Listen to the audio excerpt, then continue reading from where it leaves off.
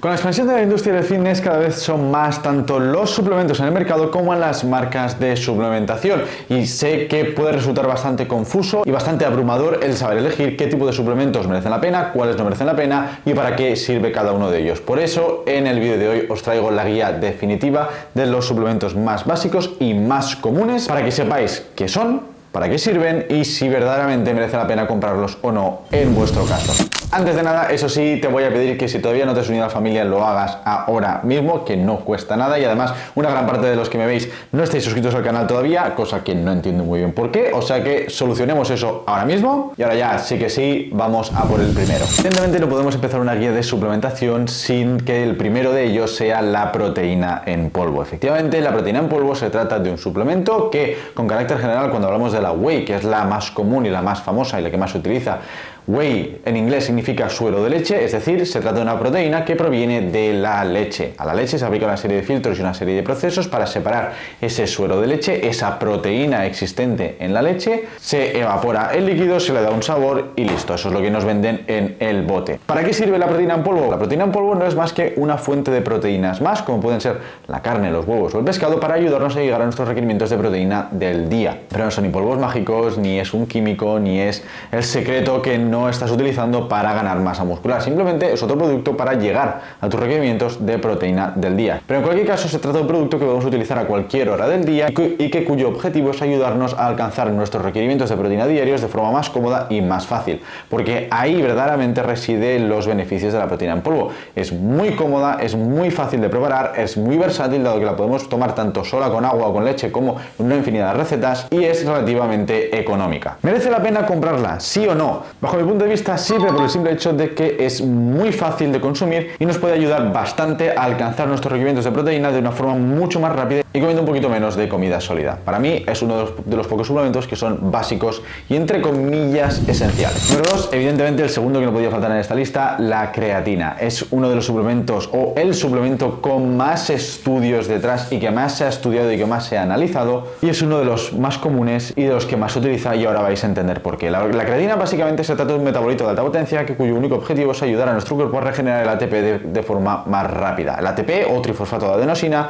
es la fuente de energía de nuestro cuerpo. Entonces la creatina lo único que hace es ayudar a que tengamos fosfocreatina, moléculas de fosfocreatina disponibles y libres por el cuerpo, para que cuando el cuerpo necesite regenerar ese ATP durante los entrenamientos o los esfuerzos físicos, tenga esas moléculas de fosfocreatina libres al alcance de su mano para utilizarlas para generar ese ATP. La creatina es algo que está en la comida, la creatina es algo que está en la carne y en los pescados, no es nada químico ni es nada aquí exógeno al cuerpo, es algo que ya nosotros consumimos a través de nuestra alimentación.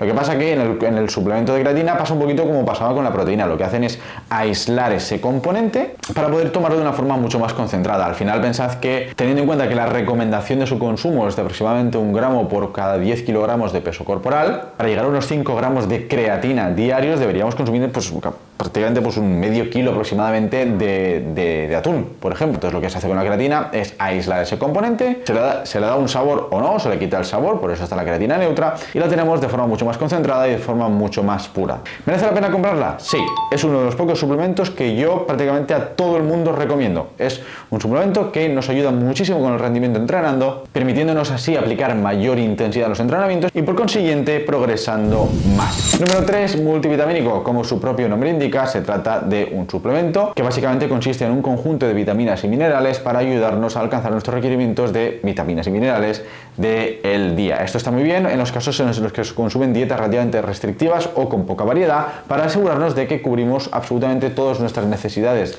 de los micronutrientes y así no tener ningún tipo de deficiencia. ¿Merece la pena comprarlo? A ver, merece la pena comprarlo si queréis lo fácil. En el sentido de que lo ideal sería hacernos una analítica de sangre, ver qué tipo de deficiencias tenemos, si es que las tenemos, y tan solo consumir suplementación de ese tipo de deficiencias. ¿Que queremos ir a lo seguro? Multivitamínico. También es verdad lo siguiente, también es verdad que si tomamos nosotros un multivitamínico y ya estamos consumiendo suficientes cantidades de determinadas vitaminas y minerales a través de nuestra alimentación, también corremos el riesgo de consumir un exceso de esas vitaminas y esos minerales. Pero en cualquier caso me parece otro de los pocos que prácticamente a todo el mundo suelo recomendar, porque al final, aún haciendo dietas de pérdida de grasa o de volumen y demás, Por lo general la gente no suele consumir suficiente variedad en la alimentación como para cubrir todas sus necesidades de micronutrientes y el multivitamínico puede ayudar bastante con eso. Los famosos BCAAs, los aminoácidos de cadena ramificada. Son 3 aminoácidos: leucina, isoleucina y valina. Se trata de 3 de los aminoácidos esenciales, es decir, de los aminoácidos que nuestro cuerpo no puede producir de forma endógena, sino que solo tenemos que dar de forma exógena, es decir, a través de nuestra alimentación. Evidentemente, estos aminoácidos, y para quien no lo sepa, los aminoácidos son, digamos, lo que compone las proteínas.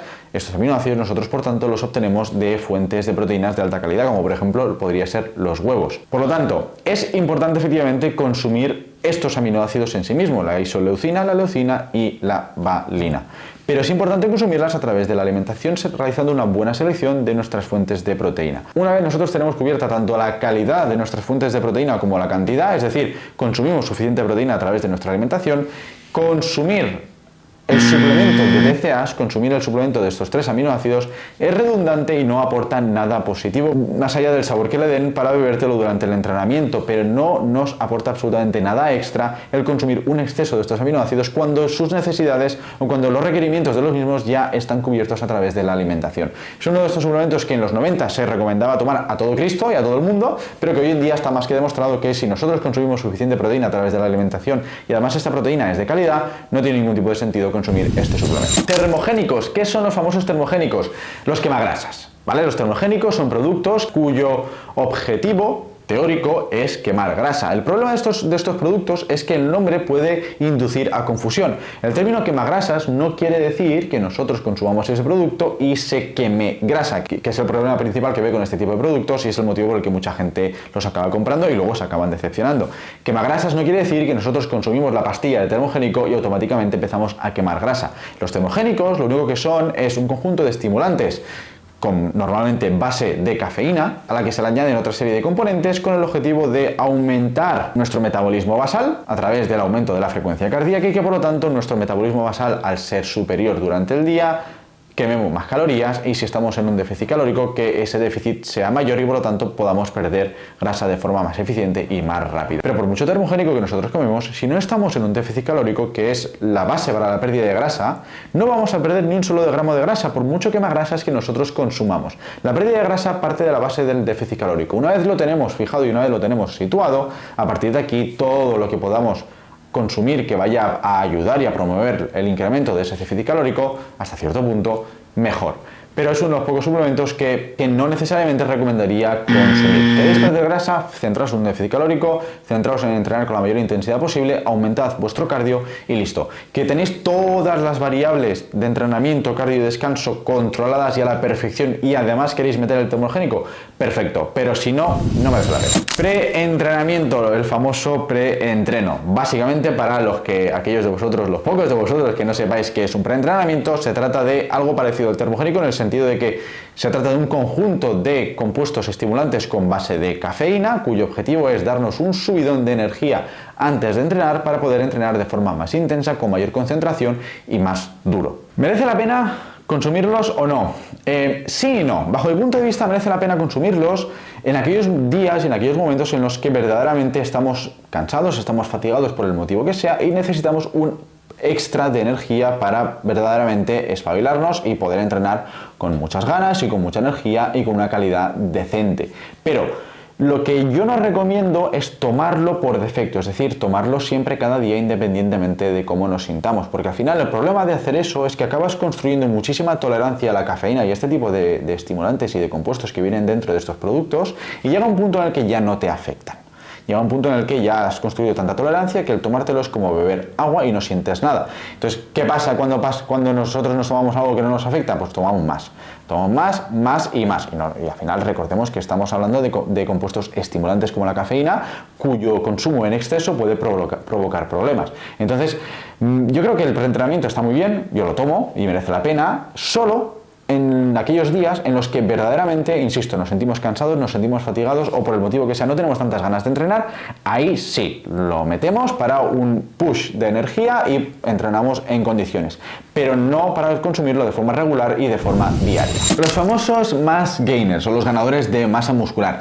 Básicamente lo que son Es un producto parecido a la proteína en polvo, solo que además de proteína lleva el resto de macronutrientes, como por lo general suele llamar, además también una buena dosis de hidratos de carbono. El objetivo de este tipo de productos es básicamente aportarnos muchas calorías en un solo batido para así contribuir a nosotros llegar a nuestro superávit calórico y por lo tanto situarnos en el ambiente más favorable para el crecimiento muscular, para la ganancia de masa muscular. ¿Qué es lo que pasa? Que al final lo ideal sería hacerlo a través de la alimentación, asegurándonos de que tenemos una buena variedad, una buena estructuración de macronutrientes y que a través de la alimentación nosotros fijamos un superávit calórico moderado, para tampoco ganar un exceso de grasa. Por lo tanto, los más gainers, ¿merece la pena comprarlos? Bajo mi punto de vista, no, porque al fin y al cabo también te puedes crear tú tus propios batidos en casa con productos naturales y ahí al final puedes meter absolutamente de todo en el batido. En mi Instagram tenéis varias recetas, como la que tenéis aquí ahora mismo, de batidos de más de 1000 calorías, que al final básicamente es lo que es un más gainer. Entonces,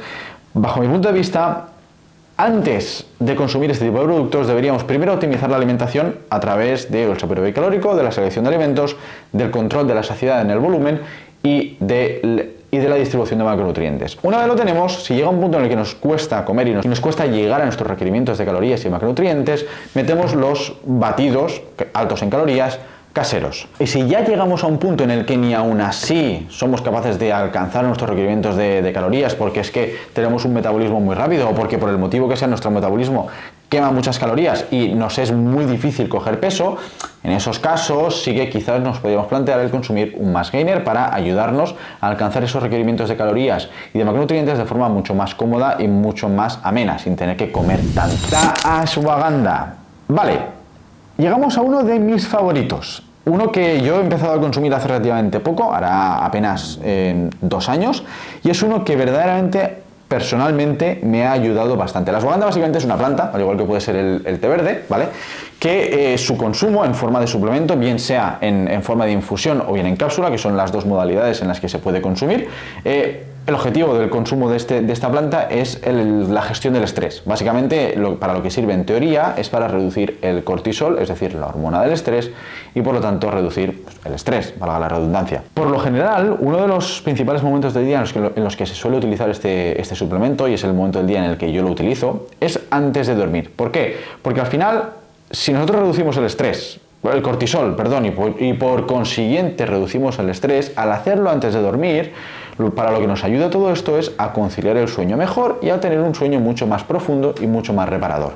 Entonces es un producto que va muy bien para optimizar el descanso y la recuperación, que es tan importante en el mundo del fitness, del culturismo y en términos generales. Es uno de los pocos productos que yo personalmente he probado. A mí me sirve y con carácter general a la mayoría de asesorados que les recomiendo, también incluso mi madre se lo está tomando y le está funcionando perfectamente. Es un producto que yo sí que recomiendo. Caseína, la famosa caseína es otra proteína presente en la leche. La leche tiene dos tipos de proteína, tiene el suero de leche y luego tiene la caseína. El suero de leche es de absorción rápida, la caseína es de absorción lenta.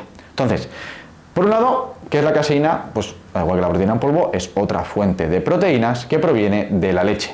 La diferencia, como os decía, es la absorción. Entonces, ¿para qué se suele tomar la caseína? La caseína se suele tomar en momentos previos a una larga tirada de horas sin comer. Por ejemplo, antes de dormir. La caseína tradicionalmente se utilizaba justo antes de dormir para tener un último aporte de proteínas durante el día y que poquito a poco se fuese digiriendo y absorbiendo a lo largo de la noche. ¿Merece la pena consumirla?